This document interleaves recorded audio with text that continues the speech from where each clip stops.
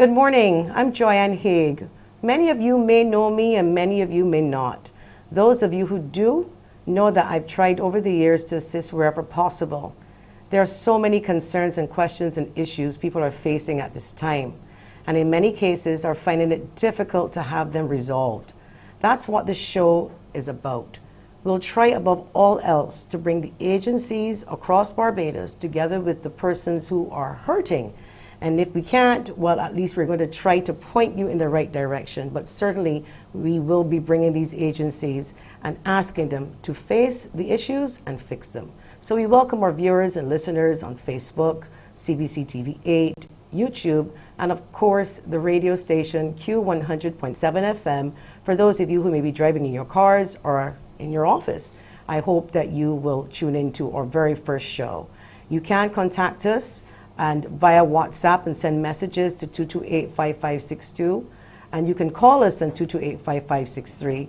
However, we've got so many WhatsApp messages and pre-recorded messages that you may not get through today on the phone to hear us live, or to speak to us live rather, but these are the numbers to call. So without further delay, I wanted to say thank you so much to CBC and the team, because we put this show together in very short order. And we're doing this for you. We're doing this for Barbadians. So we'll be back after the break. And when we come back, we'll be speaking to Kathy Ann Caesar, Chief Meteorologist, CIMH, which is the Caribbean Institute for Meteorology and Hydrology. We also have Barbados Water Authority that will be coming on the show. And we will be hearing from Dr. Kevin Greenidge, Economic Advisor to Government. And before we do go out, we will also be hearing over the next couple of weeks from all of the agencies across Barbados. So let me list out a few of you. National Insurance, if you're listening, we will be speaking to you. Of course, Light and Power, Flow, Digicel, all of the agencies that people may have some issues with. MTW, we've got a number of calls, should I say, pre-recorded messages and WhatsApps about MTW. Now, let me be clear. This is not about throwing agencies under the bus. This is not a show of just about talk. What we're trying to do is to allow for persons who might have fallen through the cracks for the agencies to just face it and fix it. This gives the agency an opportunity to explain what the problems are, to apologize if you need to apologize, and then fix the issue rather for that particular person. We're also going to be talking to the Queen Elizabeth Hospital. And as you know, the Queen Elizabeth Hospital has many issues, but they're doing a lot of great things. And when we come back, we will talk to you more about that. We'll be back after the break.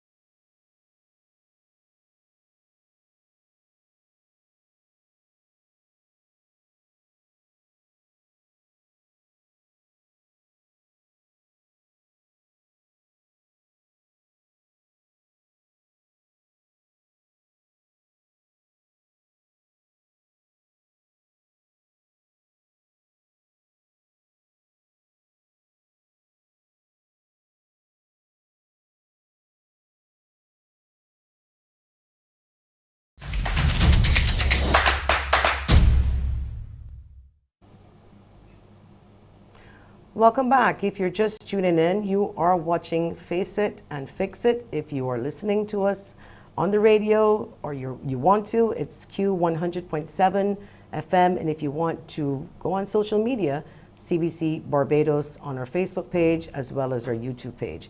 Now, I understand that we do have Kathy Ann Caesar who will be coming on the show. From time to time, you may be seeing me putting my finger in my ears.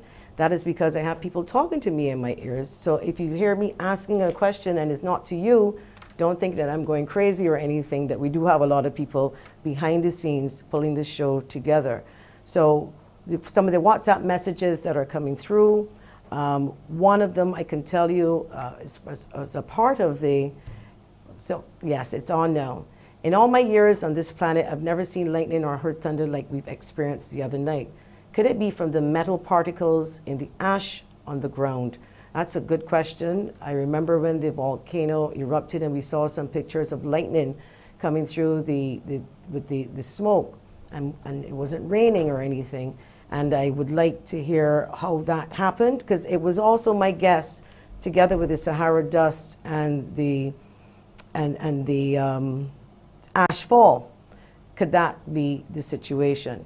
So when Kathy Ann Caesar, we have her on the line, we will welcome her on the show. We will also be asking some questions about maybe what's going to happen or the predictions for the hurricane season. What can Barbadians do to prepare? You know what we do every year. We prepare and then we tell everybody off that nothing happened and they went and buy all this corned beef and stuff like that. I think that, you know, we should be grateful whenever a storm passes and we're clear. So, but we do have people who say, I can't believe that they predicted this and then nothing happened. And I say to you that we should be grateful, because we really don't want to be the recipient of any type of hurricane, as we can see that freak storm came and did a lot of damage. Kathy Ann Caesar, Chief Meteorologist, the Caribbean Institute of Meteorology and Hydrology. Thank you for joining us this morning. How are you, my dear? I am good, thank you. A little busy. I'm good, and pleasure to be here. Good. So, are you hearing me? Yes, I can hear you. I can hear you. Well, we heard from many, and in the official capacity, about the freak storm. Can you shed a little bit more light, or even repeat some of what was said for those who might not have heard some of the information coming out just after the storm, in terms of what triggered it? It wasn't predicted by the weather, etc. So just let us know. There. It was indeed a freak storm. The conditions were right in that we had a tropical wave approaching the island, and the Met Surface did warn of the approach of the tropical wave that night, and the the forecast of thunderstorm activity that was predicted. What was not predicted was the intense activity. And I will tell you, as much as people say that they have not seen that much lightning, it was for us as well. I think it was a record event. Excuse me. Sorry, pardon me. It was a record event. As you saw on some of the social media outlets, we got reports of over 490 flashes of lightning per minute in that. And that particular event is not very common, not in the tropics. It is not very common anywhere in the world. And so what we saw was, as this wave moved towards us in the middle of the night, the conditions were right for explosive development. Explosive not only in terms of lightning activity. What actually happens, we get very cold air aloft. That cold air is charged, and that charging now results in very significant lightning. It is totally different. I must emphasize, it is totally different from what is happening in the volcanic eruption, and it's not related at all to the volcanic eruption. But it was a very significant and interesting event. So is this something that can be predicted, and for persons? Is this something that you can never predict, or is that something that you would have to get data and collect it over a period of time in order to do that? In the short term, yes, they could predict it. The Met Office was looking at it generating. So within about a couple of hours of the event actually happened, they started to now put out warnings, alerts, that we were going to have significant amount of lightning. If you look at the information coming out of the satellite information, they could actually see the lightning increase as it moved towards Barbados. What was significant, and we think it has to do with, as it moved to landfall, you're going to get different charges at the ground level and the top level. So actually, as it moved across Barbados, the impetus was there for greater amount of lightning, just because of it being across the land. So in the short term, they were able to forecast it, but in the long term, that's an event that we will have to get a little bit more science into for a long-term forecast. So what are we looking like for hurricane season? What are the predictions coming up? Because as Okay, we, so we, we're now, we've for the now hurricane started. season, yes, for the hurricane season, unlike last year, we're not going to be as busy as last year. As you remember, last year was a record year. We had over 33 storms in the Atlantic, and so sorry, 23 storms, and sorry, and what they're expecting as much as 17. With that heightened predictability, heightened amount of activity, I should say, we always warn that it's not how many storms, it is also the one storm. We've noticed over the last couple of years too as well, last 10 years or so, that the storms are becoming much more intense. And so we as the Caribbean people have to be alert that any of these storms can develop over us really quickly and could be rather strong and dangerous. So we ask you again always to be alert, be prepared during hurricane season for such an event. And are you qualified to maybe advise Barbadians how they can prepare, or your role stops there in terms of the technical advice, technical information rather? I would I would always say, it's not my area of specialty, but it's still simple common sense. Basically, you start in June, May, June, start getting those little supplies. You don't want to buy everything right before a storm. So you start by buying a few batteries, getting your tarpaulin or little things that you can actually store your food supplies and start preparing a kit. And that way you will be prepared in any event. Simple things, even like buying a case of water. I usually buy my case of water, at least one case in May and another in June, and then use it out throughout the year. So I always have that supply. So those are little things that you can do so that you don't have to have this big buy if we do have an event or storm approaching us. Yeah. I remember back in the days, I don't want to really date myself, but I can tell you, my mom, we used to have ornaments on the wall, things out of ceramics. And I remember they would take off the things off the wall, they would tape up the windows. Most houses and wooden houses, we obviously had little cracks in the ceiling, and by that joins the ceiling to the actual panels of the Right. sides of the house. I mean, we still have houses like that. So I think people still prepare, but in a different way, because I don't think people take their paintings and everything off the wall anymore. But I know certainly we used to. And then, of course, we had the Yeah. kerosene oil lamp, but times have changed, and we try to move away from using those types of ways and means of getting some light. But apparently, there's still some people who do that. Strongly advise that you don't, because especially for the elderly. And if I may add to Barbadians, look out for your neighbor. The old people, especially with Yes. preparations, and see whether or not you can help them secure, collect water, move things for them, and just help them out, because I think that is key. And I've heard people saying that we are resilient, yes, and we are helpful, but I find that we are helpful when it's something big, but we still have to help each other when it's something small. For example, just getting information, calling an office, things like that. But in a bigger way, I want to thank you and the team, because you do lay out in a way that Barbadians can understand and get away from the technical, because certainly when you're explaining, sometimes you lose people in translation. You lose me. Yes, you don't we try not to lose people in translation. Funny enough, my students are actually looking on right now because we're going to have a class on presentation, and I told them you've got to be really cognizant as a meteorologist. You don't want to be too technical, because you are trying to communicate to the betterment of our audience for their life and safety. And so we try to keep it as simple as possible.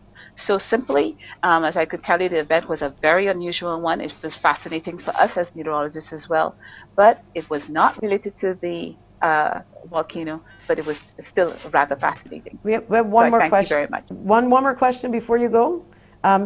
Someone is saying that they saw those pictures and the devastation caused by that tropical wave, and they feel that it was a tornado effect. Could that have been a possibility that you saw that damage in that one central area in St. Joseph, and could that have been part of it? Actually, I will actually go as far as to confirm we do have evidence that there was a vortex on the ground. given all the information. Wow.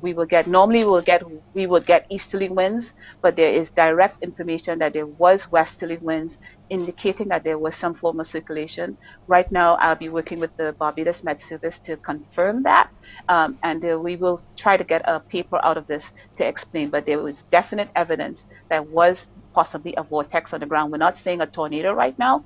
We will need definite confirmation on that. So what's the difference between the vortex and tornado for those of us? Okay, in terms of the size, this was a rather large area that it covered, again, through a lot of St. John's, Upper St. Thomas area. Given the extent of the damage, it is more what we call a mesoscale convective complex, much larger than a tornado. And so even from the lightning strikes, we were seeing some circulation in that. And I've talked to other colleagues abroad, and they say they see similar things in the wall cloud of a hurricane. It wasn't a hurricane, please, but you see similar features. So there was evidence that there was a vortex, not necessarily a tornado, because of the size of the system. Okay, well, I want to thank you so much, Kathy Ann. I know you have to get to your teaching time and training, and I want to thank you for joining us. And please don't be a stranger, because we could need some more information going down the road, because we are at the start of the hurricane season. So we look forward to chatting with you again. No problem. Anytime you get a call, and I will be happy to answer the call. Thank you so much. So thank you. Have a pleasant day. Okay. Thank you. We'll be back after the break.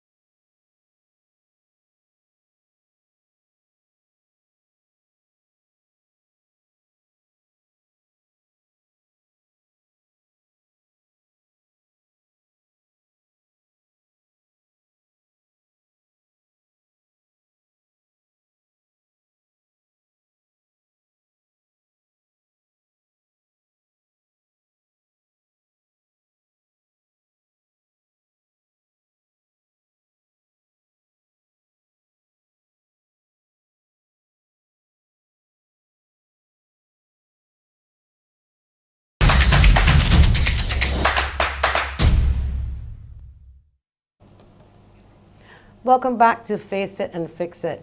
Now, Barbadians, we all know that everybody's been complaining about the gas prices and the cost of living, unemployment, and generally they're concerned about the economy and their own personal livelihoods.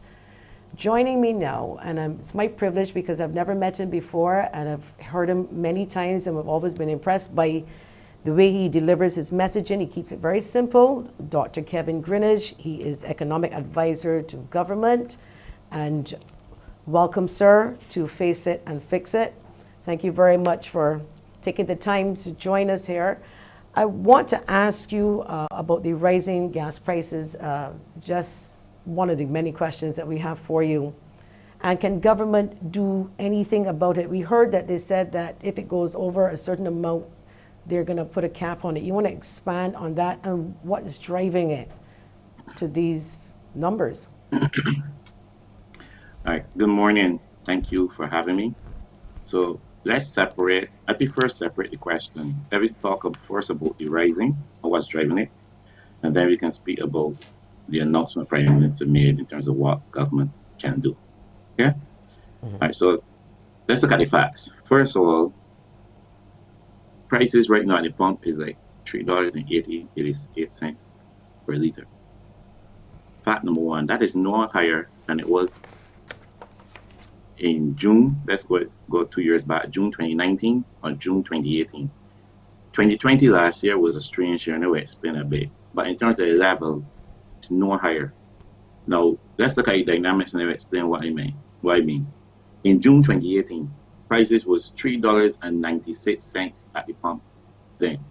And that reflects the fact that oil prices have risen, international oil prices, and caveat a point, because we are a small open economy, and almost 90% of everything we consume is imported, we get this imported price effect where we reflect changes in national prices in our local. It's nothing, not a lot we do to stop that. It's a fact. So in 2018, all prices went up to $70.99 per barrel, and we saw our gas prices at $3.96 per barrel. They kind of stay around that region in 2018, and our prices started to come back down in the beginning of 2019. We saw our gas prices falling a bit until gas prices, let's go a year, in June 2019, they have fallen just slightly to about $3.90 per barrel per liter. Oil prices were at $63.80 per barrel. Again, the high representing the rate. Now that will continue slightly downward trend. So that at the beginning of the pandemic, before we hit the pandemic in 2020, in February 2020, prices at the pump was $3.53 per liter, because international oil prices have fallen to $59.86 per liter. Then something happened, and what happened was COVID. COVID hit in March 2020, and international oil prices collapsed down to $28.19 per barrel. At the pump, person will notice that the pump price has fallen down to $22.80. Whereas in February, it was $3.53 per liter. And with the gas station, 1 month later, you were paying $2.80. You see that fall in prices. However, as the pandemic eased and persons started to do a bit more, we found our prices started to ease back up. And between June last year, from $28.19, they had risen straight up to $61.70 this year. And you will see that our gas prices move up with that to reach $3.88. A little lower than it was 2 years ago, but back to that high level. So the movement totally reflects international oil prices movement. Almost 80% is transferred. Now, how does that fit in terms of their taxes at every point as oil prices we import fuel, there are taxes on it. And indeed, if you do the breakdown, we will see that out of that $3.88 at the pump that persons are seeing right now, 50% of that reflects the fuel tax, excise tax, and VAT. But that explains the level, 50% of it. It doesn't explain the increase. And we should keep it clear, because the fuel tax, excise tax, fuel tax 40 cents per liter, excise tax was 99 cents, point something cents per liter. That has not changed. So it's an add-on, but it doesn't explain the increase. So 50% is tax. Another 33% is just getting the fuel from international sources to Barbados. That is what we call CIF, which is cost, freight, insurance, and freighting. So just to get the fuel to our ports, there's a 33% charge that we can't change. That's shipping costs. And the more the demand for oil prices go up, the larger that shipping cost increase. So 50% is taxes that go on to it. That is added to it, 50%. Then you have another 33% CIF, which is the cost, the insurance, and freighting. And 14% goes as markup to the distributors. We call that marketers, markup, and distributors. So that's the decomposition. Now, you will say, then what can government do? Of course, government is not responsible for the increase, but they need to respond. Government always respond when there's a need. And how government respond, and you heard the Prime Minister mentions that government is looking at putting a cap on the VAT so that if oil prices go beyond a certain amount, then it will stop collecting VAT and pass on, and that will mitigate the impact on consumers and persons going to the pump. We are now looking at the implication of that for the fiscal, but I think everything has context. One has to be mindful that government collect taxes to do and provide services that are not otherwise provided elsewhere. So fuel, excise, and VAT go into the tax pot in order to provide things like free education, free health services, medication, to pay wages and salaries so that persons remain employed, to provide transfers to SOEs, to water authority, to your CBC, etc. Different things so that government provides these services, transport board, new buying buses, sanitation trucks. So if one argue that government should remove a tax, and before I say that, because of the pandemic, government lost about 600 million in tax revenues last year alone from what it was expecting to get, and it has to make up that difference somehow. So one, we have to be mindful that if when government thinks of the tax to give it ease, it have to make up somewhere, or services, some service it provide will suffer, or it has to take on that. That's the only three sources, right? The other impacted services you get, and because of the pandemic, a tremendous amount of services like increasing welfare benefits, um, assistance to the hoteliers and those who were impacted, unemployment relief, many benefits. So you have to keep that in context. So the way the government is looking to deal with this is cap the VAT at a certain level, and be able to then pass on that while managing it fiscally. Well, let me ask you a question here. You say that government, when it gets to a certain point, but we're close to $4 per liter almost. At what stage do we say, all right, do they have a number in mind that if it goes over X, then this is what they will do in terms of capping it? Do we? Because when you say that is relative, how much is how much? How far do we go before we cap it? So, like I say, we are still working through that. Mm-hmm. Mind you, it's 393. Last time we checked, it was 388 per liter at the pump, right? Mm-hmm. In 2019, it was 393. Mm-hmm. I think because of the effects of the pandemic, we lost $2 billion in economic activity last year, right? Mm-hmm. So persons were already feeling the pinch, so to speak, of that economic collapse occasioned by COVID. But now the oil prices going back up, and occasionally an increase in local prices is feeling even like, you've been hit a couple of times already. This is another blow that really causing pain. Even though the lash is the same you got a year ago. In direct answer to your question, we still have to sit down and work out what will be that threshold where government will say, okay, this is how much VAT we've collected, and beyond that, if prices go beyond that, then we can, that no other further increase. That has not been worked out as yet. Mm-hmm. We are actually working on that as we speak. Okay. Okay. I want to ask you a question about the cutting back on various agencies, and one that comes to mind is the Queen Elizabeth Hospital.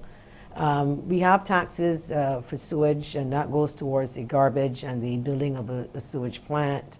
What's happening with the health tax of the QEH, and are there plans to sort of help QEH a little bit more, or maybe coming to the public to get those funds, or maybe diverting even the sewage fund that we have, if we've collected enough for the sewage, to the hospital? Are these things that government could be looking at? Because a lot of people are concerned about the QEH. They're doing quite well. They're doing an extension of the accident and emergency. They've gotten a lot of equipment, yes, but they still have a long way to go, and healthcare is very important in this country. Is there a plan to put some more money into the Queen Elizabeth Hospital? And some people are asking that question too.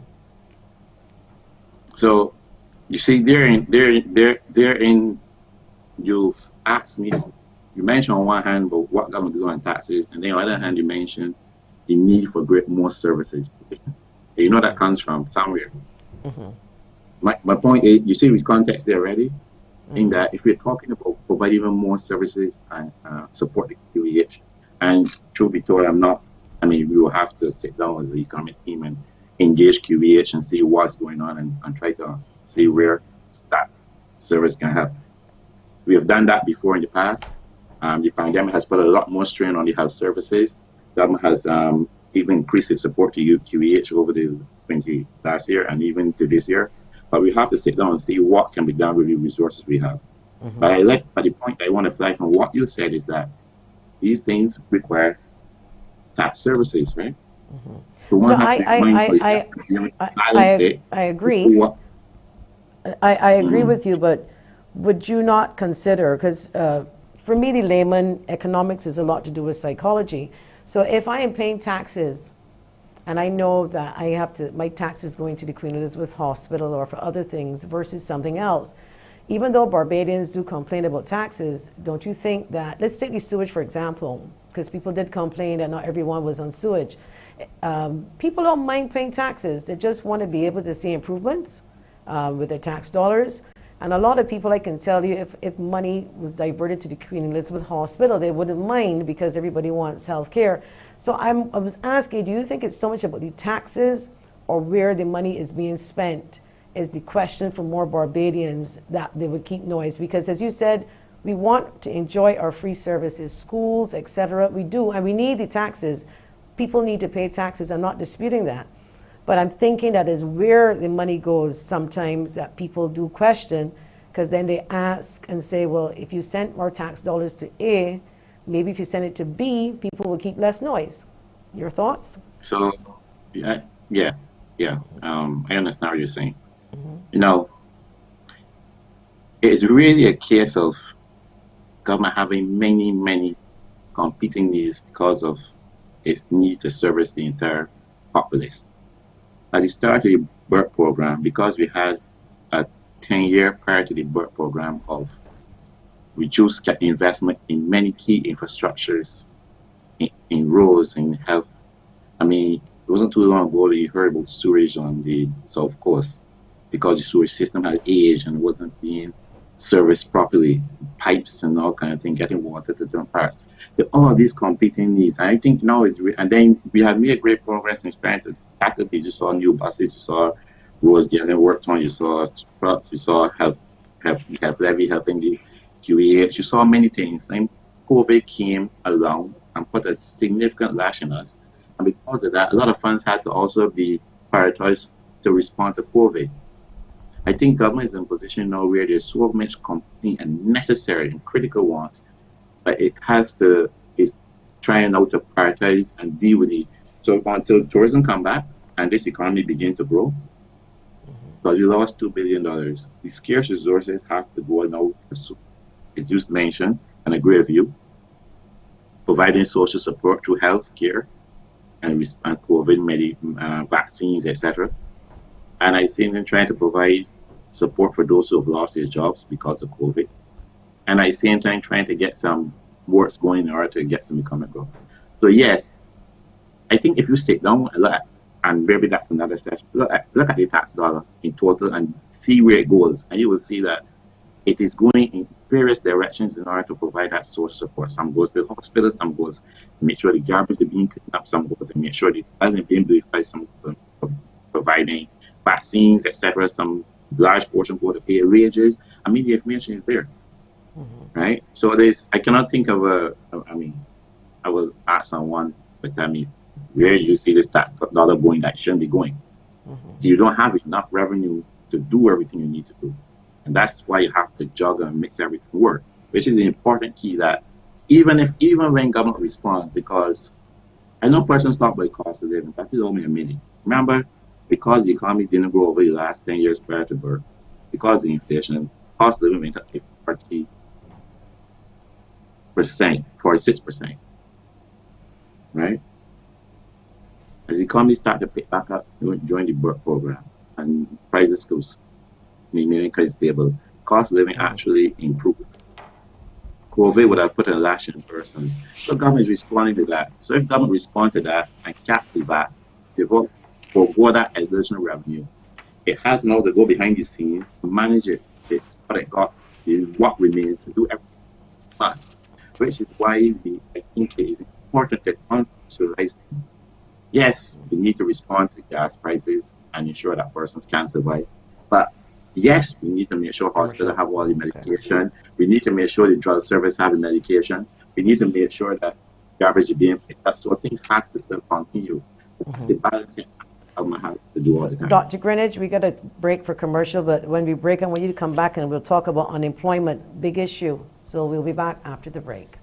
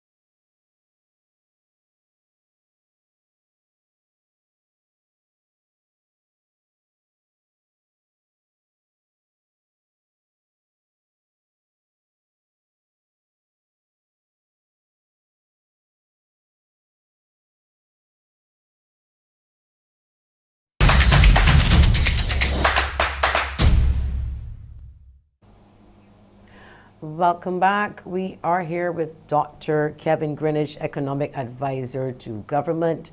We have a number of WhatsApp messages coming in, but I do want to ask a question about unemployment and the rate of unemployment and the fact that, well, with COVID, and you see many people have lost their jobs, would impact obviously the national insurance scheme. Could you comment on that in terms of what government may be doing to address, because there's only so much unemployment that can be paid out, and then there's no contributions going in. What are we looking like in terms of the NIS and its future? NES in the future. Well, you're right in terms of unemployment has risen to record heights, directly related to the fact that of the pandemic impact. And claims on NAS have rocketed. I mean, last year, um, claims it was like 30 plus thousand claims. This year we still a large increase. But I think, and we all aware of unemployment, that the government is doing what it can, first of all, through its social programs to provide assistance to those who otherwise have nothing. Through, I think, a 40% increase in the welfare rates are going up. The best program is supposed to allow the hoteliers and related companies to keep 80% of the workforce still employed and provide some funds to them. Things are happening, and that's why you saw I talk about taxing to economies. The way to deal with unemployment is to get this economy growing. And what government has started to do is to try to prioritize and get the capitalist work program going, even while we position ourselves for the return of tourism. So you see roles happening right now going on. You will see, you remember the 12-month COVID program that provide employment for persons who have lost job. And that's really key to get the economy going, to get the projects going, and get the people back out working. I mean, to the extent that the unemployment NAS have a hole, I think if you look at the legal framework, government provides support in various ways, and that will be done, will be dealt with. So the question NAS in terms of its health going forward is not an issue. I think the real key is how do we get persons back to work? How do we get the unemployment rate down? That have to do with doing what we can now. And that's why also you see the government manages COVID thing very carefully, because I always say before all the time, if we can deal with the COVID, sure that we keep that under control, then we're in a position. They say the world will grow by 6% this year. They say US or one main market will grow by 5.5%. When those economies are growing, persons want to go somewhere, and we are not the only destination. We have to be ready so we can get persons here, welcome them in a safe environment that we can get the benefits of tourism. And while we're waiting to do that, we got to fix our house in order. Well, today obviously is the first day of this program called Face It and Fix It. We are encouraging agencies right across Barbados to come on board. You have their complaints out there. There are people who have some concerns. Explain to us, because it's better coming from you than me, the impact of the services and the delay of these services. For example, you have BRA, you have licensing authority. You're hearing about the backlog of people not being able to get through on a telephone. And the reason we actually started this show is to sort of act like a glue, like a conduit between the agencies and the individuals so that we can get them some help, so that people are aware of the situation and fix it. But how much is that impacting the progress in this country? You talk about roads, but I'm looking at it on the micro level, the individual level, where you just can't even get through to a telecommunications company or a water company to get something fixed. If there's no water, then there's no progress. All of these different things. If you can't get your licensing done, you can't get on the road. If you can't get your health certificate for businesses, then you can't open up. If town country planning is delayed, then that is a problem. So I want to hear from you how much that impacts the progress in this country, and for people to really take it serious, because if we don't do our jobs in the government service, it's okay for you to come and you're a great economist and you advise government. Then you have a politician come in and say, this is what we're going to do. But you remember, they're workers. They have to perform in order to deliver these services for the public. How much does that impact the economy if things like that are not done in a timely manner by government workers in this country? We're only talking about money, but you're talking about the service now, delivery to the people. Yes, well, I will first of all agree with you that we need to improve our delivery of services.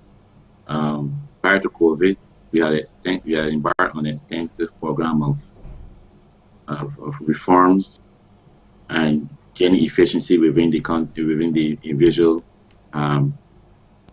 public institutions. For example, at the port, introduced a number of measures to improve the service delivery there, including upgrading their IT systems, etc.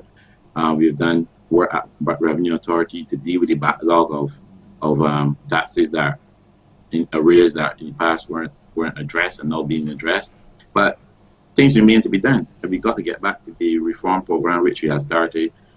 You've seen improvements in many areas, but we're not quite there yet. For one, COVID meant that many persons work from home. Again, these services will be impacted. We're going back out, but we're not in full effect as yet.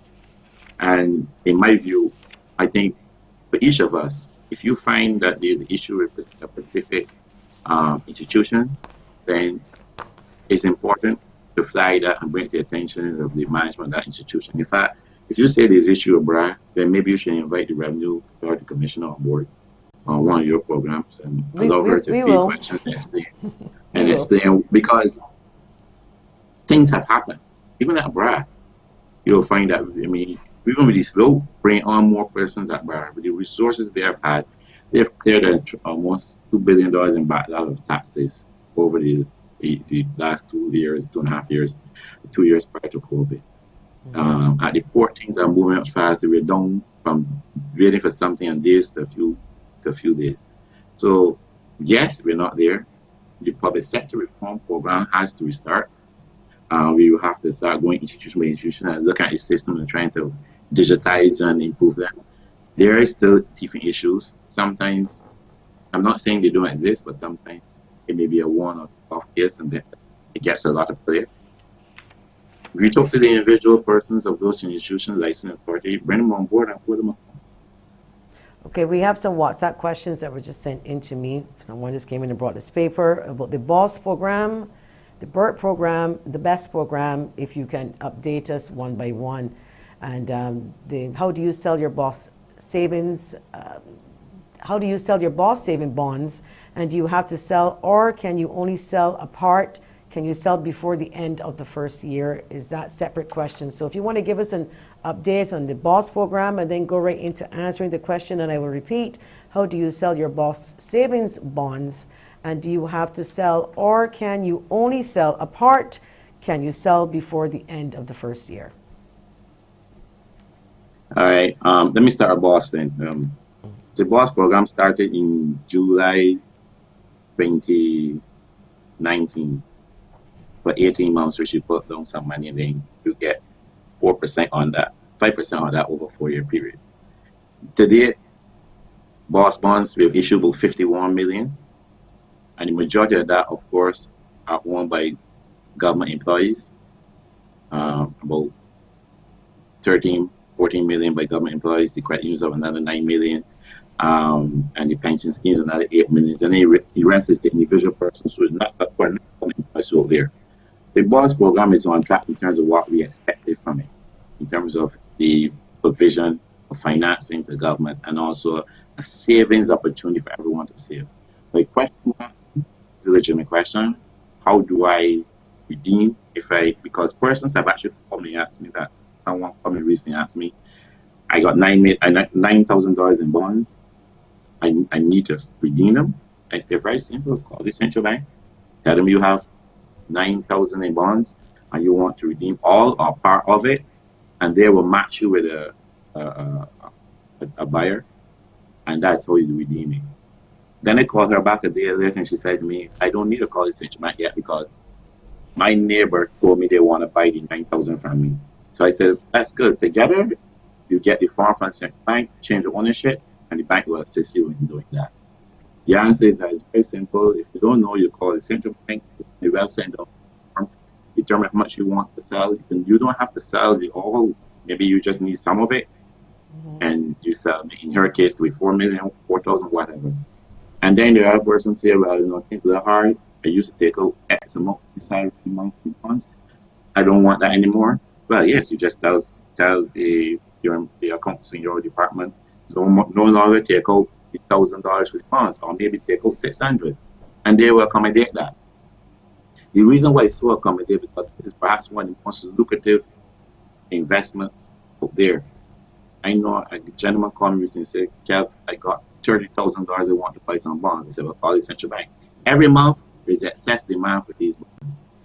It's providing a cheap, usually they sort of money to CBC and EB, the international institutional funds. We're paying to the population, and I see then persons get an investment 5% versus less than 1%, half percentage point at the banks. So that is it relates to BOSS. Now, BOSS is just a sub program. The overarching program is called the BERT program, the Barbados Transformation Program. So that's the big boy. That's the umbrella program, so to speak. BOSS was just one piece designed for a specific purpose, which was to provide financing, fiscal space / financing to government at a point in time when they needed it, capitalize the investment market, and provide saving opportunity for persons who can afford it and break it up. So that's the sub component. Another sub program is the BEST program, which deals Barbados Employment Sustainability Transformation Program. But it really is a program. In a nutshell, what it does is provide businesses in the tourism sector, hotels, etc., or different businesses in the tourism sector, who was heavily impacted by COVID and have no other way to survive, and on the verge of having to release the workers into the unemployment market because there's nothing else. So you provide them with financing so they can keep the workers on, and not just keep them on twiddling their fingers and doing nothing. On a hotel, if you have a building unused, the toilets rust out, things fall apart. So they continue to work and fix the place up, perhaps change out systems, upgrade them. As I say, we need to be prepared for when tourism return, that we can take advantage of it, change the IT system, etc. Some of the money also can go to invest in greenery, maybe put on some panels, upgrade it, go to more green environment to save energy. And for that money that government put in the business, they get a preference share, which was structured or has been structured in such a way that allow the hotels and the businesses are operating right now, but pay a little later as things start to pick up. So it's not too much pressure on them. That helps to keep employment go lessen the impact it fall on unemployment, and help to prepare that business to be prepared for the reopening economy, that they are ready to open their hotel doors and say, "Come, we ready. Things are okay here." Those two sub programs is the overall sub program of the BERT program. But there are many aspects of the BERT program that governs what we do. And the one I mentioned earlier is this whole reform of the public sector to make it more efficient and more effective. But those things had to be put on pause. But the government dealing with urgent things, effects coming out from the falls of the impact of COVID, like just keeping persons head above water and providing opportunities for them. Let me ask you another question now. Sorry if I've been drilling you. So say I'm the average man on the street. There are a lot of people hanging out, blocks, unemployed, and we have the trust loan fund set up. Do you know if there's more money being injected to that fund? Because coming off of COVID, we'd had a lot of unemployed people, and we're encouraging them, of course, to set up their small businesses. What can we say to them? What can you say to someone who's listening right now that might want a little juice, little shop, or sell a little sauce from at home, but they need a little bit of help with the stock?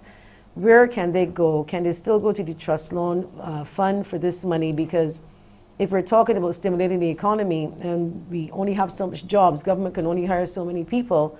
The capital works projects, yes, that we give to the private sector, and correct me if I'm wrong, because there are people who get upset and they talk about hiring these big boys. But people have to understand that when you hire the big boys then stimulate the economy by hiring other people in order for the economy to start rolling. But then you have people you can't employ because there's only so many. There are people who want their own business. How can we help them? How can we help the average guy on the street saying, look, I want to set up my barber shop, I want to set up weed whacking, I want to print things, I want to do designs. Where can he go through government if he needs help outside of a credit union or bank? I don't know in numbers, but I know there's funds in the trust loan. Mm-hmm. And in my view, if that individual is interested in his own business, approach the trust, the Small Business Association, approach the trust loan, trust fund, he will get assistance in setting them, and his needs will be met.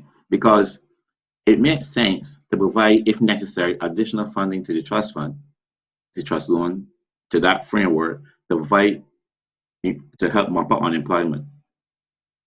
So I guess my point is that is funded and will be funded according to the demand placed upon it.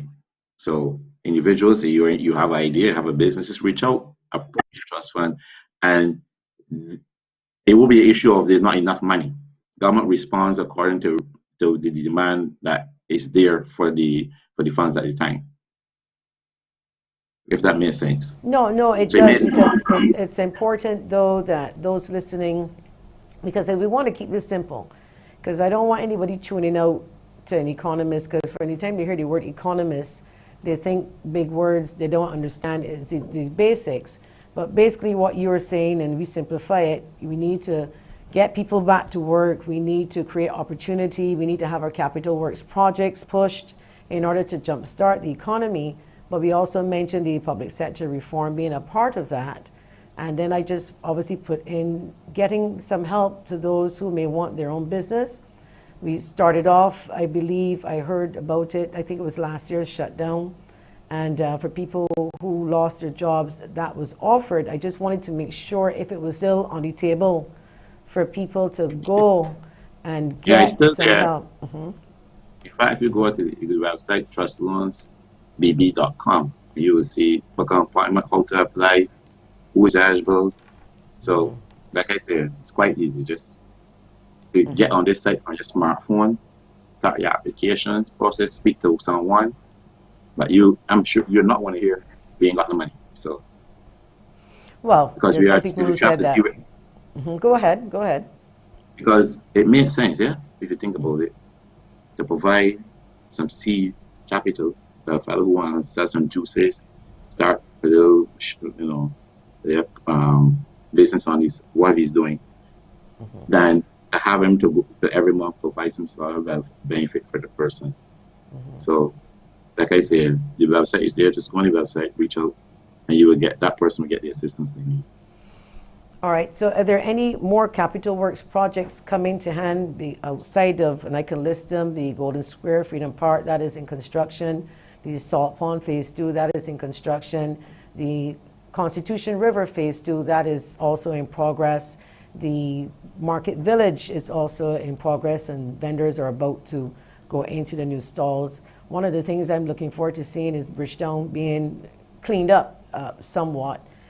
Sam Lord's, is that a project that is, I think, up and running or would be back on the table? We've got roads ongoing or starting at about, correct me if I'm wrong, is over 200 million in roads in terms of what we're doing. Million. Sorry? 230 million in roads. We also have that. Is there anything else that we wanted to add that we can see adding to that to jumpstart the economy? Because I know Bridgetown is going to be a big, it's an ongoing project because that's started. And as I said earlier, I know about Speightstown and Sam Lord's. Are there any other projects, and the roads being a major one? Housing, you want to mention about that, government's involvement? I mean, I know there's the private sector, but we're talking about the National Housing Corporation, and I don't want to put you on the spot because I know we can have housing on in terms of how we're going to help people. But is there any money put aside, or is that something that we are sharing with the private sector as we were seeing more partnerships? So I think you did an excellent job mentioning the projects. But you mentioned more than I could remember. Quite a bit of projects coming on stream to just you and help get growth going in this economy. On housing, you mentioned correctly, but I think the big thing there's a whole plan to provide housing for low-income persons. I don't want to, step out and I mean, it's still on the drawing board, some of this stuff, and I'm sure you'll be hearing more from Minister of Housing and housing itself. But that will be a major drive because for a long time, provision of housing for poor and lower income persons has been Achilles heel, so to speak. It's something that we have not managed to get under control. And this program, which is now on the drawing board, and which I know you hear more from the Prime Minister and others, can turn that around literally and make a significant difference. So that's going to be coming on board, which will also provide employment for persons as the things are building, but also and provide persons with something that they can be proud of. But you did do a good job mentioning the program. I can't really think of any outside. There may be others, but yeah. The other things that we need the private sector. Is during these crises, really private sector is a bit cautious.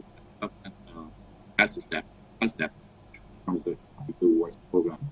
But we need also to return to a place of normalcy, basically another year or two, where you don't want, in general, government is not the one that usually should be driving the growth program, but because of crisis, I have no choice.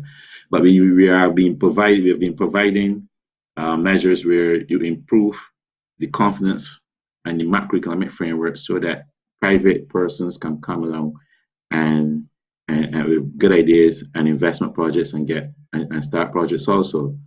That's why you found that prior to the program, we were working on what we'll call the economics doing business indicators, but basically making sure that if you want to start a business, you can do it as quickly as possible. Reforms to town country planning, reforms to the corporate registries, and these things to make sure investors are confident in what we're doing and are willing to come in and invest. So I just thought I'd mention that just to you also. I'm sorry, another question. Consumers now, back to consumers. You mentioned earlier about capping, if there's a possibility if gas prices go through the roof over $4, up to $4, that government is considering putting a cap, but we don't know exactly when that would happen or what is the threshold. Can you not cap the imports of the fact that when people are buying groceries, let me just break it down a little bit. If you're buying food, it's too expensive. Is there any way of putting a cap, some sort of control over that? Because I've been to the supermarket and I can tell you that the 4 bags, if you got for, you're getting one bag, equivalent to the same $400 if you're spending. It's gone through the roof and it's gone crazy. So in the same way that government is looking about the gas prices, even if we control it at the port, I don't know if the imports, but I know the Suez Canal contributed to a lot of things, the container prices and shipping in China, all of that contributed to prices going up. But the same way we're doing it for gas, can we not do it on food? All right. So, and it's a very good question. As usual, I like to look at the data and look at the facts. Okay. So before even let me answer it by looking at some facts. You see it less in fuel prices, but you see it in the local prices of other things. And what am I talking about? There's a practice and a way in which things are priced in Barbados that contributes to the high prices in other areas, like food, and especially food particularly. We will say economics prices are, those categories are sticky downwards. What do they mean? You will never find those prices really falling. Why? Even though they reflect, like, are you looking at a chart? I can tell you if you could see my screen. Look at price of wheat. Internationally, wheat prices have not moved. Or you look at lamb or vegetables. That's vegetables or anything, vegetable oils or lard oil and things that we import. You will find that those prices internationally go up, they come down, they go up, they come down. The way our prices are priced in Barbados, and if you look at it, and I'm talking about the facts, this is not me going to market, they mean look at the data over time and the prices and see what they look like across different supermarkets and distributors.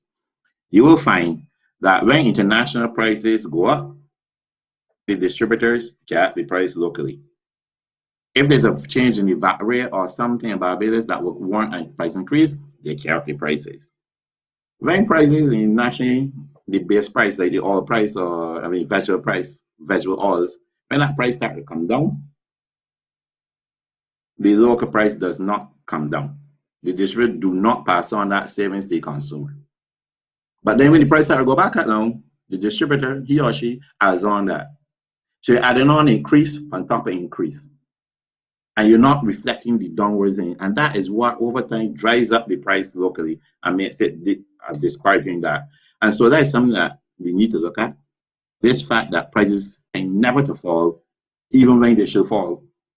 And then you pack up and pack on. The only one that doesn't do that really is international gas prices, because that is controlled a bit more by government through the Ministry of Energy.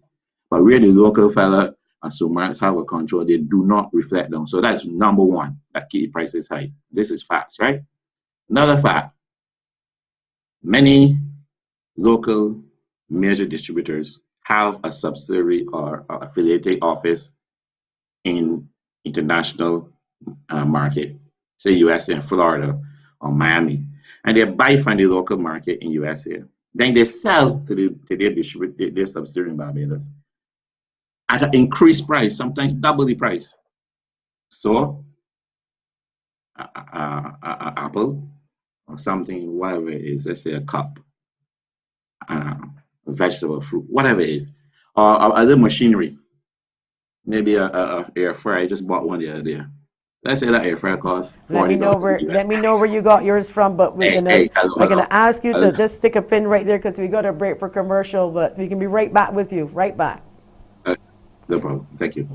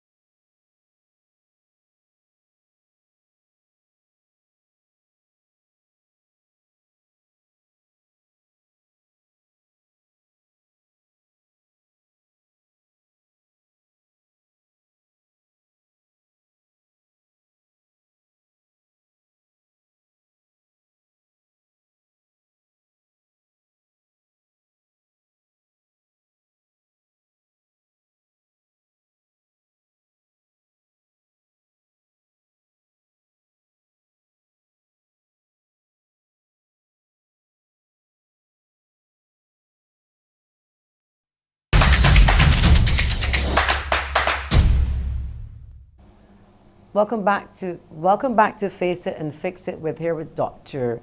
Kevin Grinish, Economic Advisor to Government. We do have one final question, sir. We will let you go, and it still pertains to the food. And the person is saying that even though you explained, they feel that government can have a conversation with the supermarkets and see if they can do better, because you said when it's passed on, when the distributor has it, and it's really up to the supermarket. There's no cap for them per se, unless it is definite price gouging in a crisis, then maybe government can intervene. But on a regular day, if you get a bottle of jam for $20 at one supermarket and $10 at the other, people are saying, well, go to the $10 supermarket. But then you may not be able to catch 2 buses down just to get a $10 bottle of jam. So how do we manage it in a better way through government? Can government actually sit down and create some sort of policy, mandate? And that's the last question that they're asking. Even though you explained it, they're still hoping for some government intervention on food prices. Right. So I mentioned two things. One, the fact that when prices fall internationally, the distributors are unwilling to let prices fall. It's not passed on. But then when things increase, it back up. So that increases the price. Then I mentioned affiliates, where affiliate companies, local companies have affiliate companies in the metropolitan areas. And when they buy something, they then sell it to the local company, their affiliate subsidiary, at an increased price. And this is a practice happening for years. So that also drives up the price beyond what it should be. I say I agree. I think government will sit down and have a conversation on prices and price dynamics and explore what is the best option. Is it price controls? Well, that has a cost to it in terms of persons, etc. Is it legislation to reduce this transfer pricing where something is already increasing before it reaches the local shores simply by selling within company? Is it legislation to deal with that? Legislation deal with the prices in terms of at the supermarket? We have to sit down and have a conversation and discussion on that. I agree totally, and I'm sure that will happen shortly. Well, I want to thank you, Dr. Kevin Grinish. You've certainly paved the way for us to start the show, because the show basically is about the various agencies across Barbados, having them to face some of the issues that they are encountering so that the public will get some better service. That in itself will help drive the economy. That in itself will help the economy. As I said to some people earlier who were a little bit nervous, we are not throwing anyone under the bus. We are here to help the individuals by CBC being the glue, like a conduit to bring agencies to help so that we can then move forward in this economy. Now that we're slowly getting out of a COVID, well, not out of it, but it's a little bit of an ease. Now is the time that we need to stimulate the economy and make sure that our people are working and that they get the service that they need. So I want to say thank you so much, sir. Thank you so much, and hopefully this will not be your final time on the show. Thank you for having me, and you do enjoy the rest of your day. Thank you. Okay. Well, during that, we had some callers. As we said, we will be taking calls for the show. We may not be doing that today. We've got a lot of pre-recorded. Producer is now telling me we can now take calls. Okay, so the number to call is 228-5563, 228-5562. You send your WhatsApp messages now to 228-5562. Again, we are on 100.7 FM, QFM, if you are listening at work, because you should be listening at work and working. In your car, if you're on social media, CBC Barbados on Facebook, as well as YouTube. Now, we've had some callers from Flow, CBC Barbados. My apologies. We have some callers, and someone sent me some messages about the Flow service out since Friday, and the company has not returned and responded to calls. I am getting some messages that Water Authority they may be trying to get on. So just let the producer know that they wanted to come on to give an update.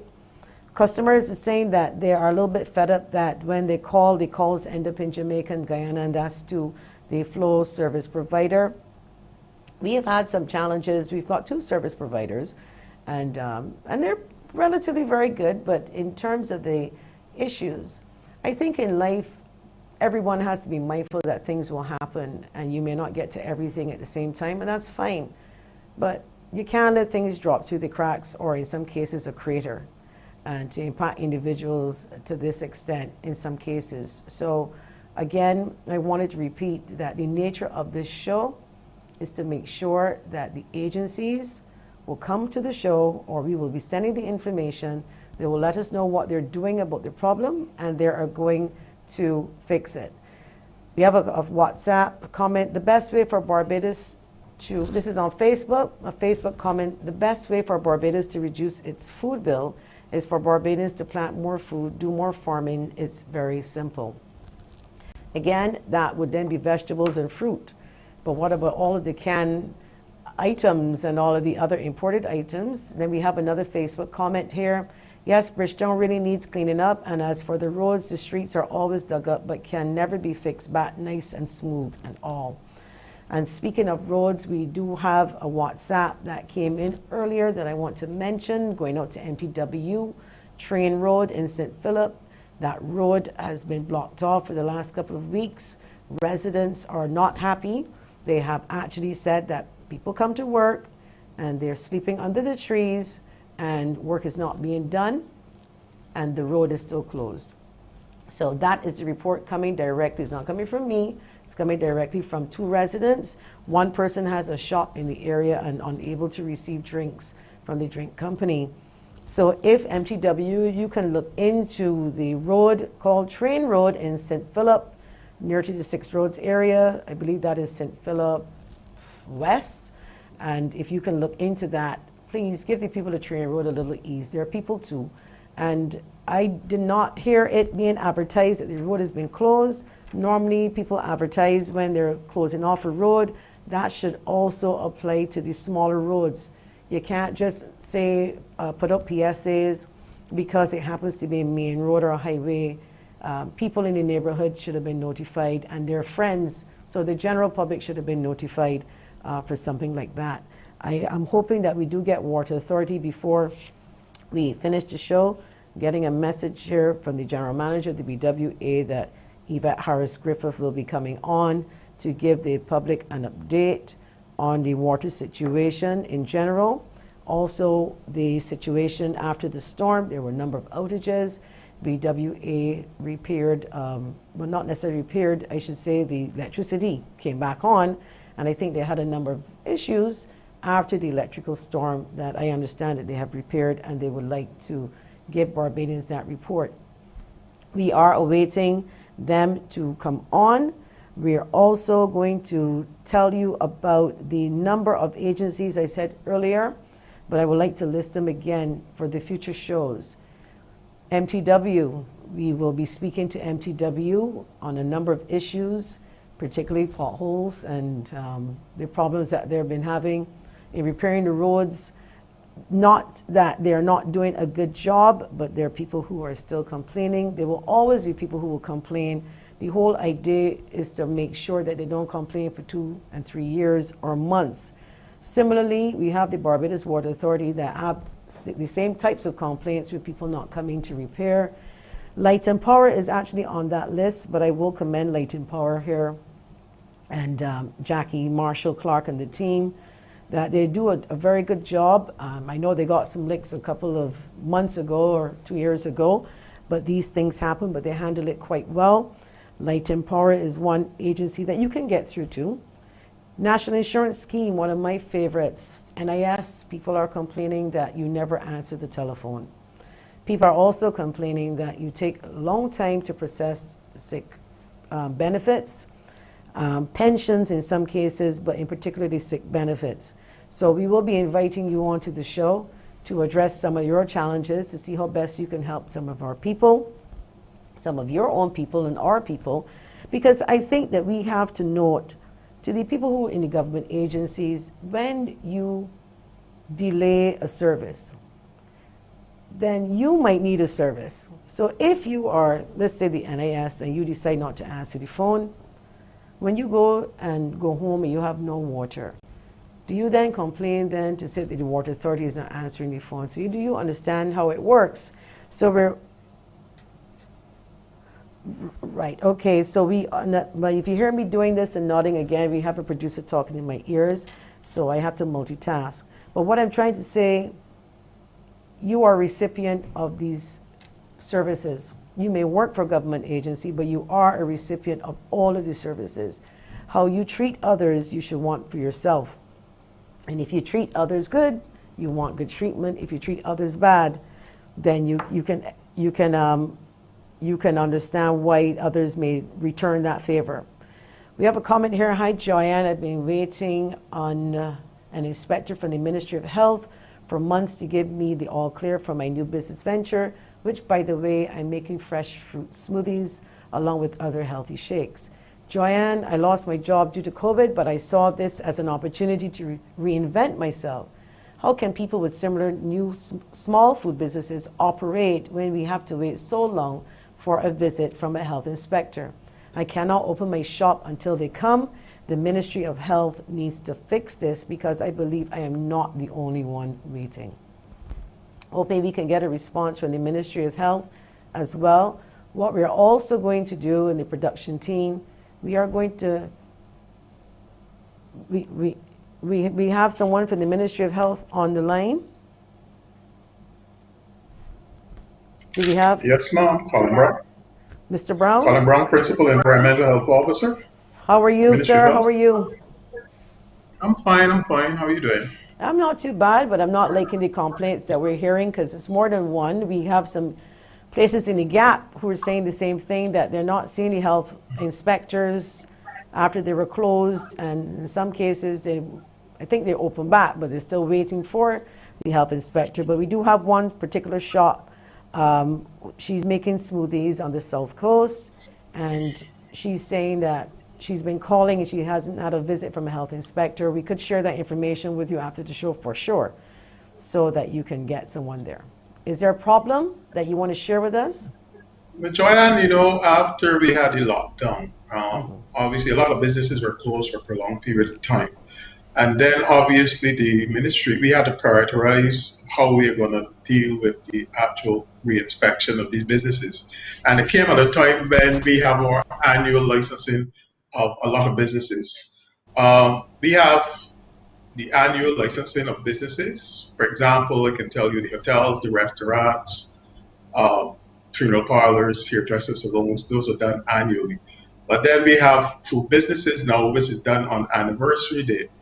And because of the closure, more or less, that put a lot of pressure on the department then to get to these businesses in a timely manner.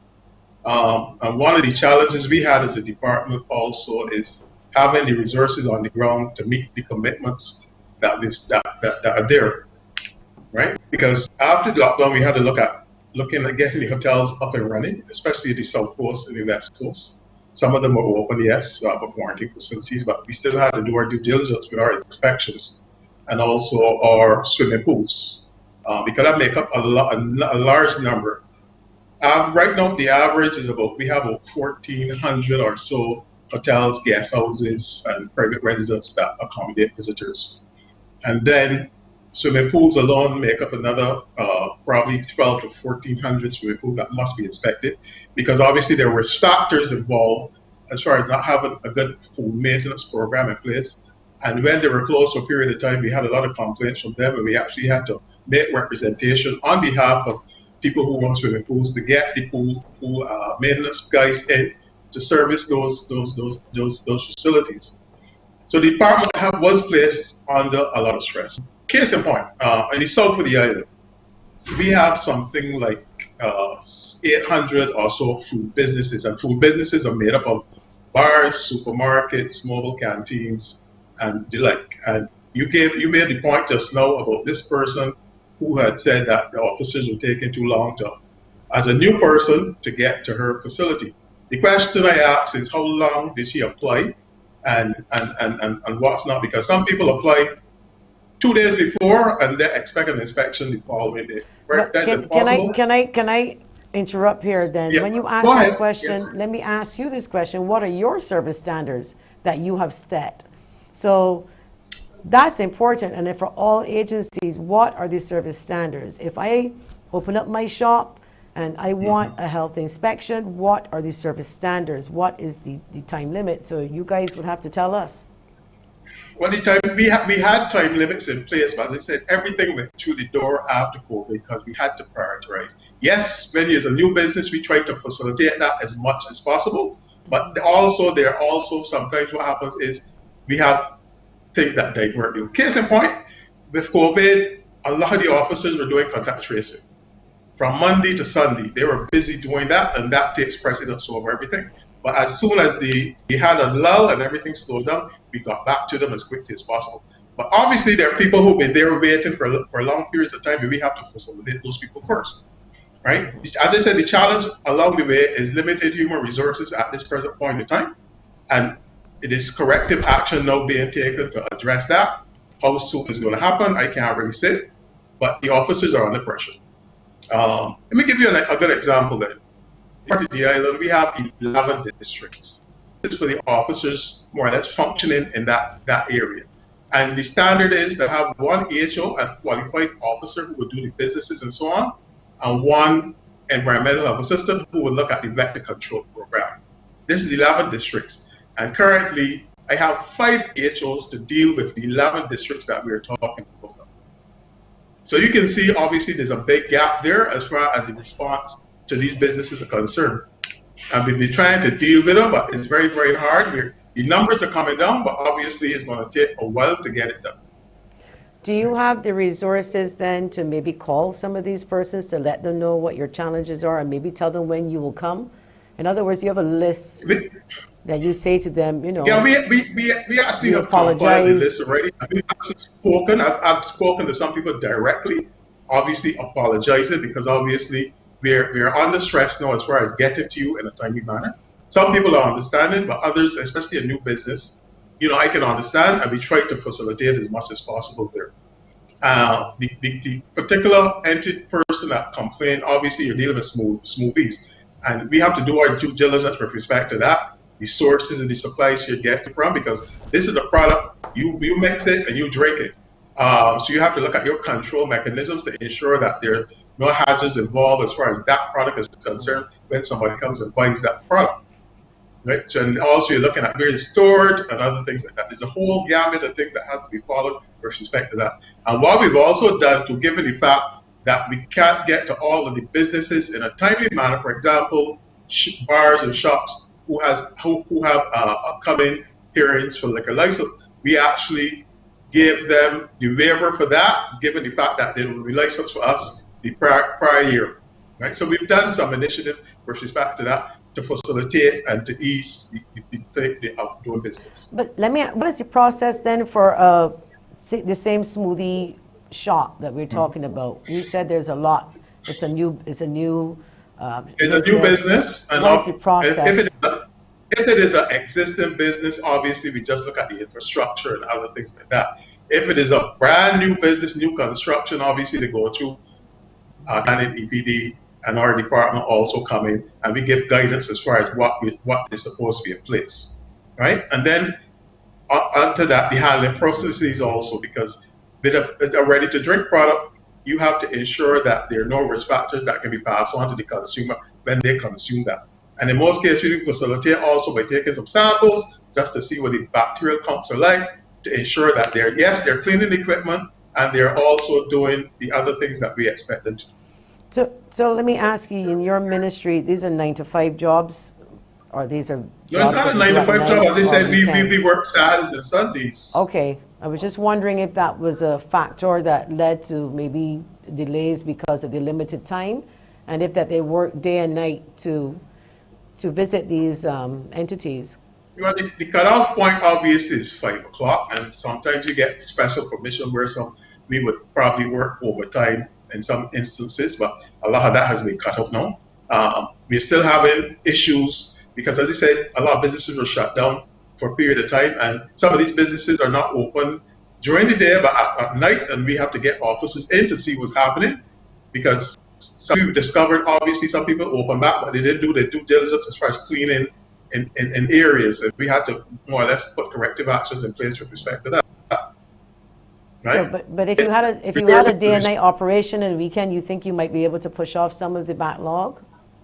Well, yes, once the ministry and everybody sees to that and the officers on board, and that might lead obviously to other things too. But I really don't want to get into that. But the officers do work sometimes, as I said, after hours to push off some of the work. But as I said, there's a lot. Up here, I mentioned where you have 700 or so food businesses. Then we have another 77 here dressing salons, right? 150 pools. All of these must be licensed by this department, right? And obviously, there's so much you can do based on a timeline. Because we set schedules as far as the time taken to inspect a business, right? And these are small, medium, and large, and it can vary from a half hour to sometimes a whole day or 2 days. Okay. Well, only recently, 2 weeks ago, we were in a particular hotel, and it took them close to 5 days to complete that inspection process because of the size of the institution. Well, I want to thank you so much. It sounds like there's some work to be done on your end, and you have some constraints because of the resources, but you are trying to get down the backlog, and I think that's commendable. However, we will be on you a little bit more because some people are really sending in some messages here about their businesses, and not to pressure you, but to see how best you can work with them over a period of time. And what I would like to add too, because obviously with COVID, a lot of new businesses have sprung up. That's and a good lot thing. of them have come into the department and registered also. That's a good thing. It just means but that it could be a bad thing if something happens. So then we as a department, Mr. Brown, for sure, then you may have reason for a case to have some additional resources, even if it is just temporary, to have some people to help you. Because if that doesn't happen, remember, we're talking about jump-starting the economy and getting things running. And if you guys can't get it done, then it's going to impact the people to make their money. Their families get impacted. They can't shop at the supermarket. They can't pay the light bill. You see how important your ministry is? I do believe you have a good cause and a good case, rather, to make to get some more people. But again, that is something you would have to discuss with your colleagues and people behind the scenes or the powers that be, because it is a problem. I can tell you it's a problem. All right, but we want to thank you. I know it's not the last time we're going to see you on this show, but I want to thank you for coming on our first show and for giving us the information that you've given us. And we will share that with the others that maybe not listening, that there are some challenges, whole strain, that you guys are working on it as best as you possibly can. Okay? Thank you very much. Thank you. Thank you. Now, Sergeant Siebert Johnson, I understand that we have on the line. Okay, he will be coming on shortly. We will be finishing at midday the show. So far, we are laying the platform, or we did, I should say, with the economic advisor for government. It was important for us to do that because we needed to link what the government was doing, the economy, where we were heading, the importance of all of these agencies that we have mentioned. I don't think we've mentioned all. We've included some banks, or the banks, I should say, in our program from time to time, the credit unions, the unions, private entities. We've included NPC. We don't get a lot of challenges with NPC, I find, in general, because that's natural gas, and I find that they respond right away. And if you see me shivering a little bit because the studio is extremely cold and I am trying my best to make through with all of the shivering. Water Authority has just messaged to say that they are trying their best to get connected. In the meantime, I want to mention to Water Authority that there was some person calling from St. Lucie, messaging on my phone, because some people are using that as a WhatsApp, but we prefer you to use 228-5562. But they are messaging.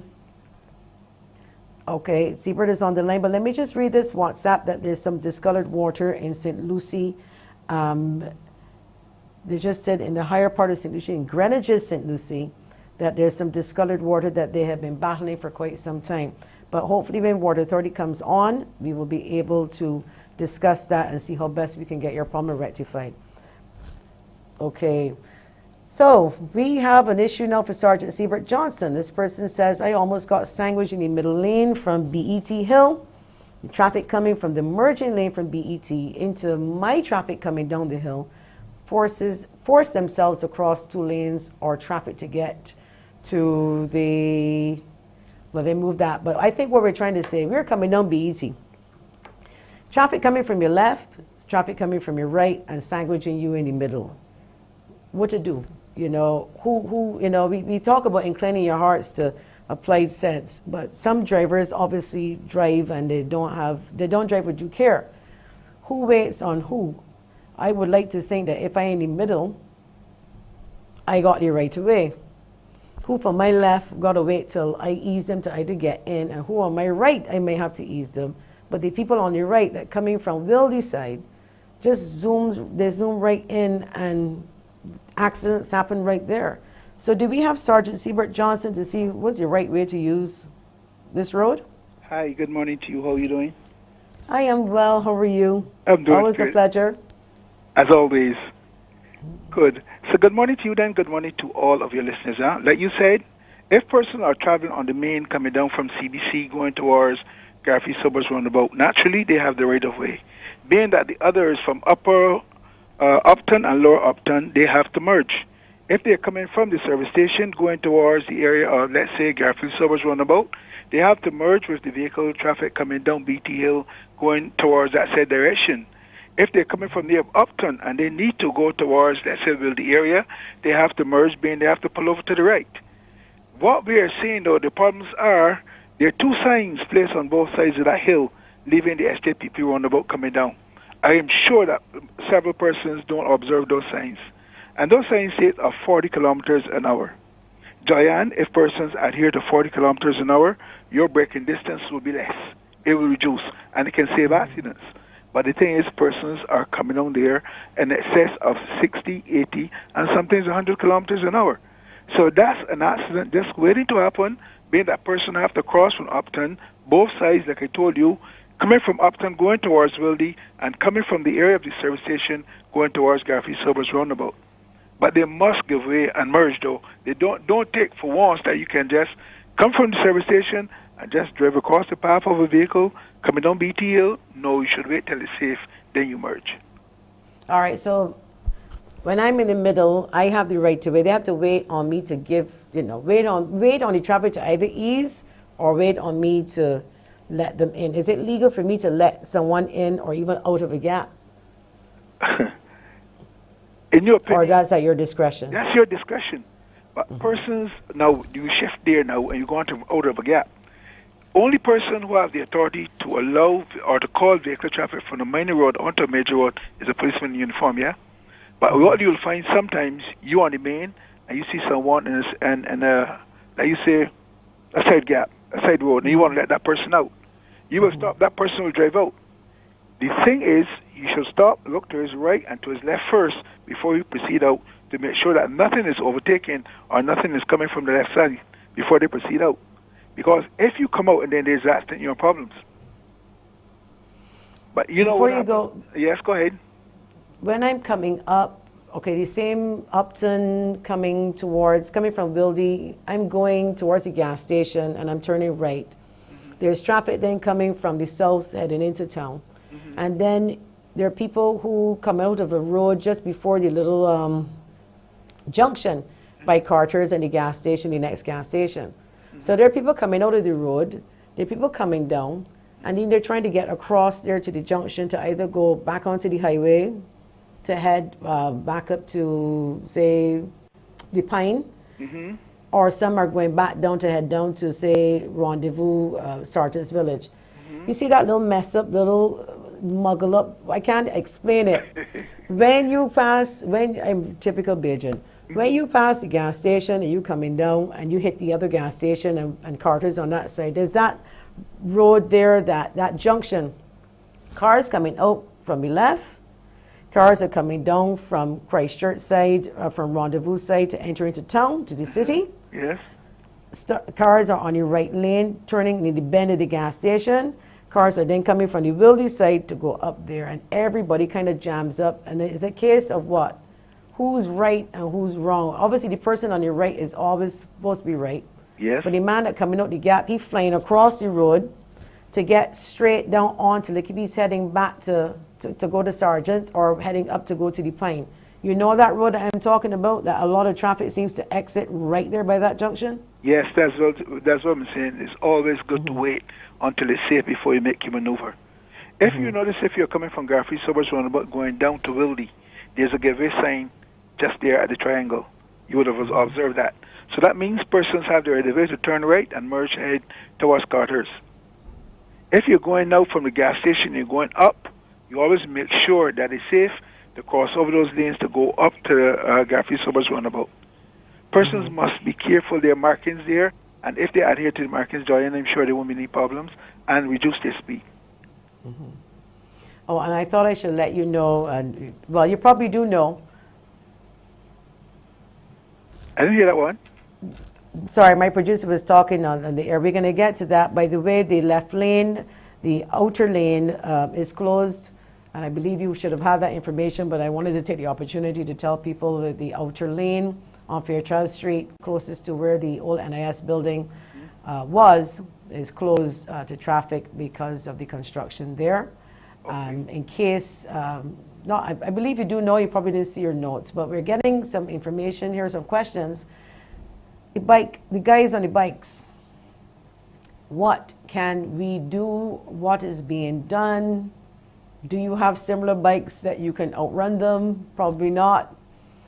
What is the situation with this reckless riding? Now, those of you who may not know, I like bikes. I actually used to ride long ago, dirt bikes. So I don't have a problem with controlled riding. I never rode on the road. Put up my hand. But when you're in traffic and you are doing this wheeling and a lot of dangerous things, what can the police do, or what are they doing? When we catch them, we can easily report them and place them before the court. But we are not allowed to chase those guys. Let's say if you chase those guys and they get into a serious accident by injuring an innocent person, then they can bring some consequences afterwards. But however, we are doing our utmost to curb it. Mind you, we can keep those bikes in our custody, yes, because we've had a few of them here. But then, in the end, we need legislation, a strong legislation, Joyanne, to deal with it. Because when they are in our custody, we got those bikes already. And then a few days afterwards, they appear with a lawyer and the ownership papers, etc. We had to hand them over again. Then the same problems will occur.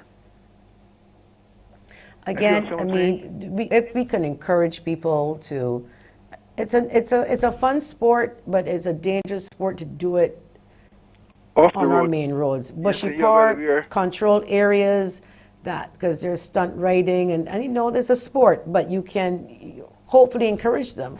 But when you are zigzagging and through the traffic, and sometimes you're overtaken, or you just there's a little pothole and you're just coming off a little bit, veering off to the road, and all of a sudden the motorcycle just zooms, and you're like they're inch away from you or a millimeter away from you, and they're a menace. I should say. They even be fair to some motorists.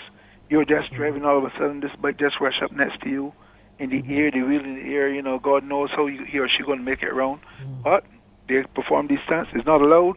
But when we catch them, like I told you, we can easily place them before the court. But as it relates to the bikes, then we have to return the bikes. So we need to have something more serious to deal with those bikes when they're in our custody.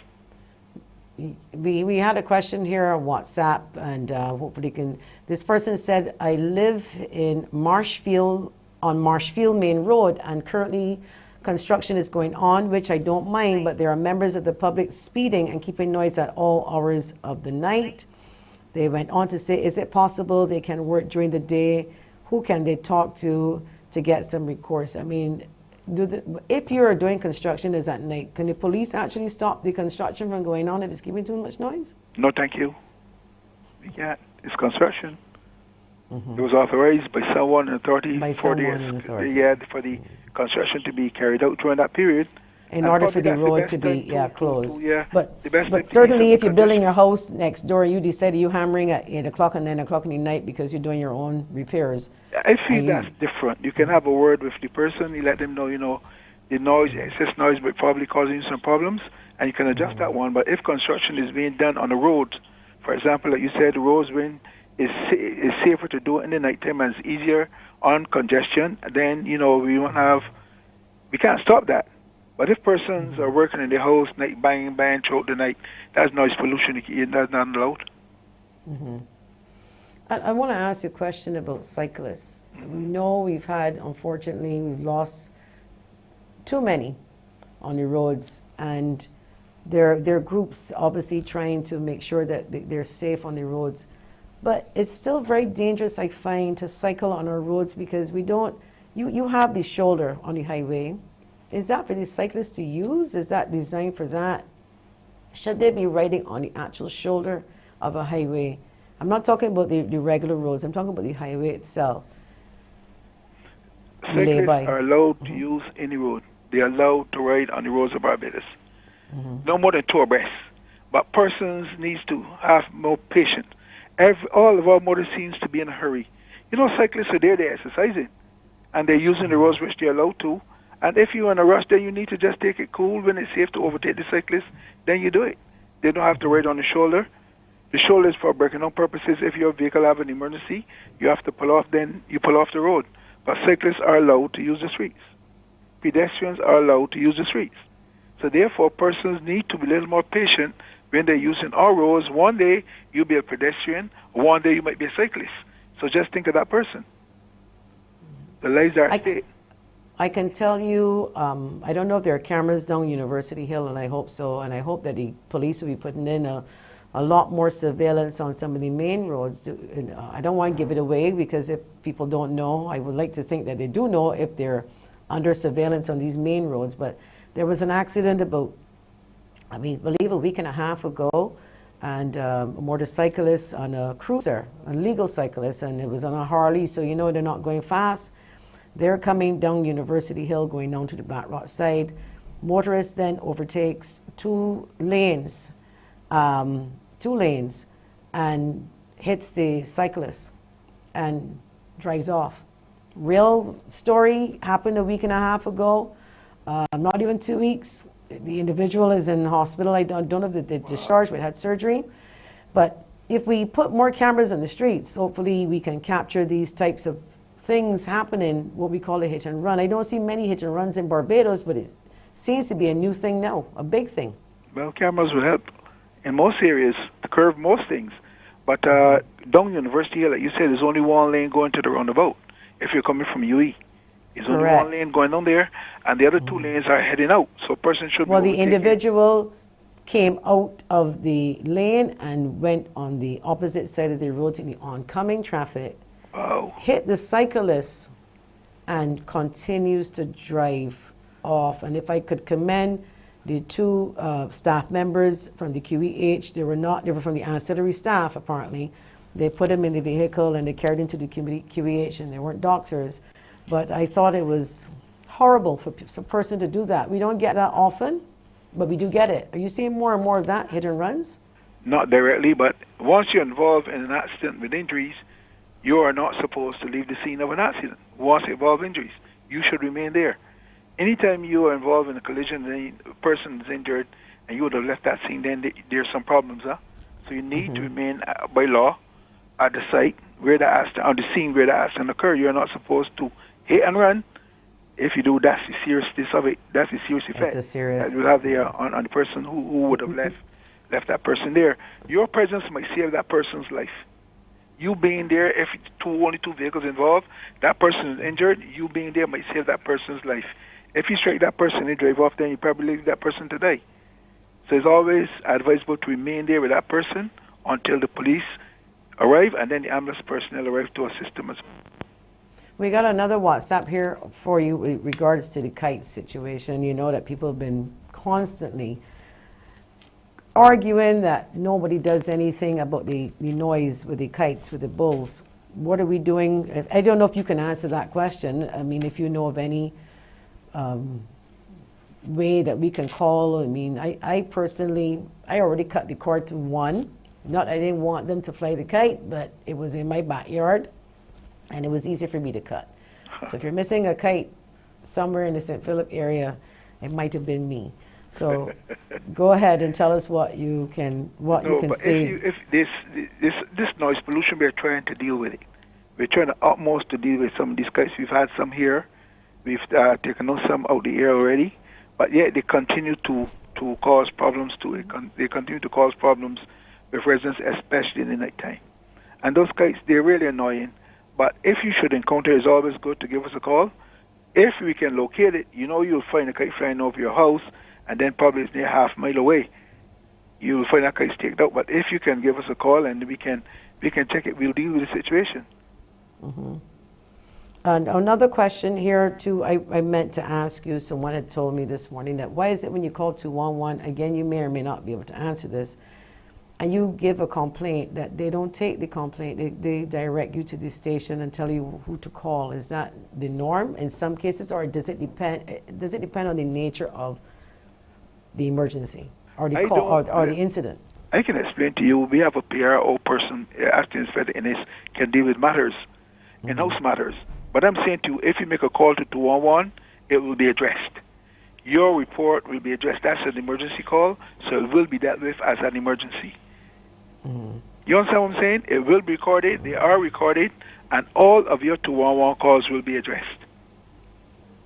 Okay. I just thought, because the person was saying that they were directed to the number to call, so is it a case, is it based on the nature of the complaint, or it may not be as urgent? In other words, they may be calling to say, the same noise, and that someone is flying a kite, because they may not know the number to the station.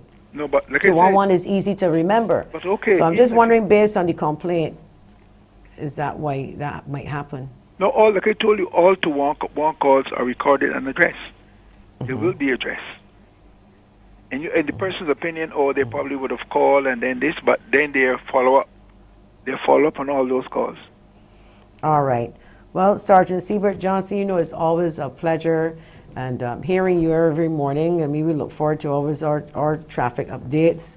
And I want to thank you, and hopefully this will not be the last time you will be on the show. And we certainly will be inviting your PRO, because we have a number of questions pertaining to the crime situation that we just want to address. Have a great day, Sergeant Siebert Johnson. Thank you so much. Thank you, and I wish you the best. All the best. Thank you. Thank you. Bye. Okay, we'll be back after the break.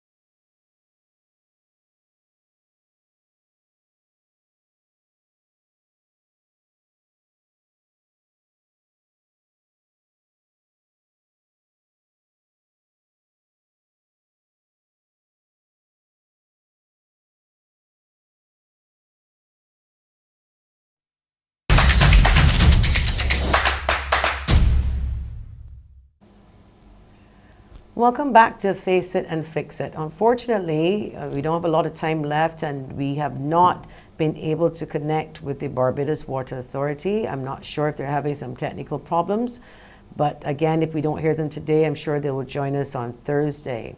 I don't know if some of you would have seen a video on social media circulating with a well in St. Philip, very, very deep well, and it was very close to a road. And one of the issues that we will be addressing will be the well situation across the island. How can we best address that? Should we get the community involved to maybe identify where we can find all of the wells? Certainly if you have a well next door, MTW, if you're responsible for covering the wells, I'm not sure who carries the responsibility, but we'll find out if it's MTW. I believe it is, and if it's housing, if it is in a housing area. And if it is both of these entities, maybe you can start a campaign advising people to take a picture of the well that needs covering, send it in so that it can be addressed. Maybe put bricks or cover it and put caution tape around it, because we have children in neighborhoods that run around. A lot of people are still home. Schools are not open fully. And we certainly would not want an accident again with wells. So we're hoping that is something that MTW can address. We also want to look at a lot of the potholes. I avoided one coming down here. We spend a lot of money on roads. One of the questions, how do you choose the roads that you choose? Because some people are saying, well, there's nothing wrong with the highway, but I got 2 big potholes coming into my gap. Do you do the highways first and then the side roads afterwards? How does that work? Because there are a lot of people complaining that there are some roads that need to be repaired. Government has started or will start their $230 million repair program to people in across the island. I understand at Whitehill, another area that has been plagued with so many problems over the years. They're finally going to get a road fixed. I believe they still have water issues. And the garbage collection is another issue that they had before. Be interesting to hear from the people of Whitehill. On our next show, we will have callers, not today. We had a lot of WhatsApps that we didn't even get to read, but we are collating the WhatsApps and we're sending them to the various agencies on your behalf. Now, we are not fixing your problem. I just want to be clear. We are getting the agencies to assist. So we're the glue, we're the conduit. We're going to try to bring them together with you. Unlike other talk shows, it was decided that we need to give people not only a voice, but a fix. So instead of you calling the calling program and the moderator then says, well, you know, I hope the agency hears you, or I hope you get your problem fixed. This is why we are here. This is why this show was created, and the team behind the scenes and the CEO, Sanka Price, I spoke with them. We came up with the idea. Those of you might know me from another show. I left that show and I came up with the idea with the team. And we felt strongly that the people in this country can use some additional help. And who best to do it in terms of what medium is the best medium than to use television, use radio, use social media as a means of getting people to help. So it's good that we can come into your living rooms via TV, into your office via the radio, into your cars, or those of you who are on social media, to fix things. For me, I am really, I'm humbled by it. I'm privileged. I feel like $1 million trying to do this. But of course, after 12 o'clock, I have to go to my regular job because this is not really my job. For those of you congratulating me on Facebook, I just want you to know it. This is not a position or a pick. This is basically something that I came up with together with the CEO, Peter Allen, Sam, the team, and behind the scenes. We really just wanted to do this in a way of just making sure that Barbadians get some help. So to the old woman that says she hasn't seen her pension check, to the person that does not have water, to the individuals waiting on sick benefits, to the people sitting at the QEH right now wondering, why can't I get my surgery? There are people who have been there and 3-4 times and they get turned back. We want not only just some answers, but we want to get you some help. There are people waiting for cataract surgery. There are people waiting for a lot of elective surgeries, and we know that QEH is doing their best. But how best can we get this information to them for the people that fall through the cracks? There are people with other situations with the light and power, not so much, but we have line, or flow rather, and Digicel service providers. They too are getting some issues. And again, let me make this very clear. We are not throwing you under the bus. We are actually trying to help you, bring this information to you so that you can help the people in this country. The only way that we can stimulate this economy is not, well, one of the ways, I should say, that we can stimulate is not just with the capital works projects, but is the service delivery. And I heard the Prime Minister saying about having a search for people who are just kind. And that's important.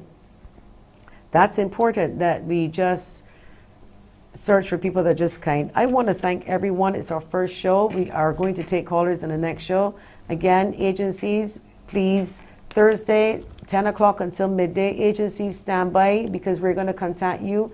The public, continue to send us your WhatsApp messages and call us 228-5562 for the WhatsApp, 228-5563 for your telephone calls. I look forward to hearing you on Thursday where we face it and fix it for all Barbadians. Thank you very much.